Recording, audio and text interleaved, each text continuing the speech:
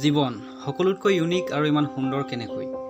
তুমি যিয়ে নকৰা, তোমাৰ ওচৰত যি আছে বা নাই, তোমাৰ জীৱনত যিমানেই দুখ, বেদনা, হাঁহি বা কান্দোন নাথাকক কিয়, জীৱন সদায় সুন্দৰ। জীৱনত বহুত পৰিৱৰ্তনশীল দিশ আছে, হয় জীৱন পৰিৱৰ্তনশীল, কিন্তু জীৱন সদায় সুন্দৰ। প্ৰতিটো দিনেই এটা নতুন দিন আৰু প্ৰতিদিনেই তুমি এটা নতুন অপৰচুনিটি পোৱা, নজনা কথা জানিবলৈ, নতুন কথা শিকিবলৈ, নতুন কাম কৰিবলৈ আৰু নতুন আনন্দ উপভোগ কৰিবলৈ, যিটো অপৰচুনিটি কাৰোবাৰ হাতত হয়তো নাথাকিবও পাৰে।